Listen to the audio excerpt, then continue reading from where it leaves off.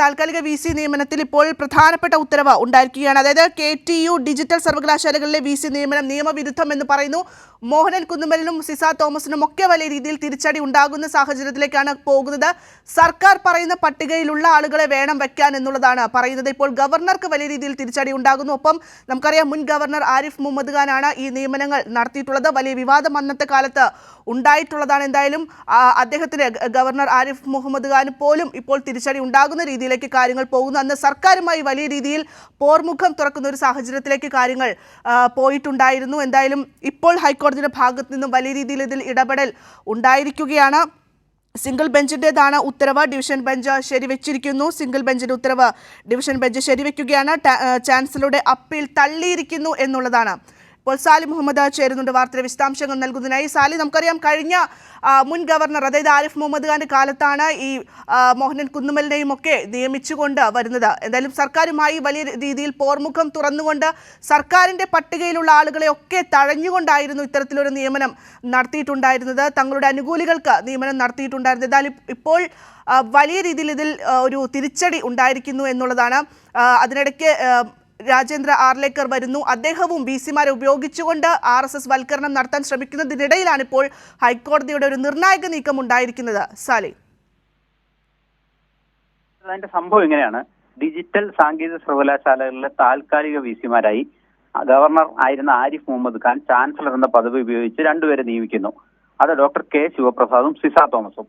ആ രണ്ടുപേരും താൽക്കാലിക VC-മാരെ ആണ് നിയമിച്ചത്. പക്ഷെ സർക്കാർ ഈ രണ്ട് സർവകലാശാലകളിലേക്കും 3 പേരടങ്ങുന്ന പട്ടികകൾ നൽകിയിരുന്നു. ആ പട്ടിക അവഗണിച്ച് സ്വന്തം ഇഷ്ടപ്രകാരം, തന്നിഷ്ടപ്രകാരം അന്നത്തെ ഗവർണർ അഥവാ അന്നത്തെ ചാൻസലർ ആരിഫ് മുഹമ്മദ് ഖാൻ ഈ രണ്ട് സർവകലാശാലകളിലേക്കും ഞാൻ നേരത്തെ സൂചിപ്പിച്ച രണ്ടുപേരെയും നിയോഗിക്കുകയായിരുന്നു. അതിനെതിരെ സർക്കാർ ആദ്യം ഹൈക്കോടതിയെ സമീപിച്ചു. അപ്പൊ സിംഗിൾ ബെഞ്ച് പറഞ്ഞു, ഗവർണറുടെ നടപടി നിയമപരമല്ല, സർക്കാർ നൽകുന്ന പട്ടികയിൽ നിന്ന് മാത്രമേ സർവകലാശാലകളിലേക്ക് താൽക്കാലിക VC-മാരെ നിയോഗിക്കാവൂ എന്ന് വ്യക്തമാക്കിക്കൊണ്ട് ഗവർണറുടെ നടപടി റദ്ദാക്കുകയും ഇവരോട് പുറത്തു പോകാൻ ആവശ്യപ്പെടുകയും ചെയ്തു. പക്ഷെ മെയ് 28-നായിരുന്നു ഇവരുടെ കാലാവധി അവസാനിക്കുന്നത്. ആ സിംഗിൾ ബെഞ്ചിന്റെ ഉത്തരവ് വന്നത് മെയ് 25-നാണ്. അതുകൊണ്ട് 3 ദിവസം കൂടെയല്ലേ ഉള്ളൂ, നിങ്ങൾ തുടർന്ന് മെയ് 28 വരെ തുടർന്ന് അവസാനിപ്പിച്ചോളൂ എന്ന് പറഞ്ഞ് ആ കേസ് അവസാനിപ്പിച്ചു. അപ്പോഴാണ് ചാൻസലറും ഈ സിസ തോമസും മറ്റ് ഡോക്ടർ K ശിവപ്രസാദും അപ്പീലുമായി ഡിവിഷൻ ബെഞ്ചിനെ സമീപിച്ചത്. അപ്പോൾ ആ ഡിവിഷൻ ബെഞ്ചിൽ ഡിവിഷൻ ബെഞ്ചിലെത്തിയതിന്റെ ആനുകൂല്യത്തിൽ അവർ ഇപ്പോഴും തുടരുകയായിരുന്നു. ഇന്ന് ഡിവിഷൻ ബെഞ്ച് അതിൽ വിധി പറഞ്ഞു. അതായത് സിംഗിൾ ബെഞ്ച് ഉത്തരവ് ശരിവെച്ചിരിക്കുന്നു എന്നുള്ളതാണ്. കൃത്യമായി ഡിവിഷൻ ബെഞ്ച് വ്യക്തമാക്കുന്നത്, ഇത്തരത്തിൽ സർക്കാർ നൽകുന്ന പട്ടികയിൽ നിന്ന് പുറത്ത് നിന്നൊരാളെ കണ്ടെത്തി വൈസ് ചാൻസലറായി നിയമിക്കാൻ ഗവർണർക്ക് അധികാരമില്ല എന്ന് തന്നെയാണ് കോടതി വ്യക്തമാക്കിയിരിക്കുന്നത്. അതായത് ഈ രണ്ടുപേരുടെയും, സിസ തോമസിന്റെയും K ശിവപ്രസാദിന്റെയും നിയമനം, താൽക്കാലിക VC നിയമനം ഡിവിഷൻ ബെഞ്ച് റദ്ദാക്കി എന്നുള്ളതാണ്. ഇനി അവർക്ക് ഒരു സെക്കൻഡ് അവിടെ തുടരാൻ കഴിയില്ല എന്നുള്ളതാണ് ഇപ്പോഴത്തെ സാഹചര്യം. ചാൻസലറുടെ അപ്പീൽ തള്ളി.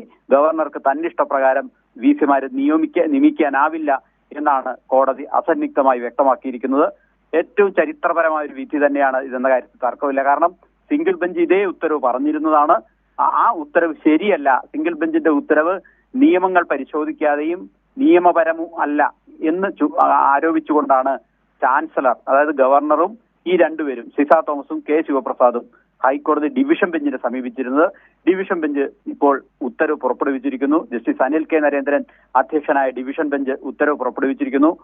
താൽക്കാലിക VC നിയമനം സർക്കാർ പട്ടികയിൽ നിന്ന് തന്നെ വേണം എന്നാണ് ഇപ്പോൾ കോടതി വ്യക്തമാക്കിയിരിക്കുന്നത്.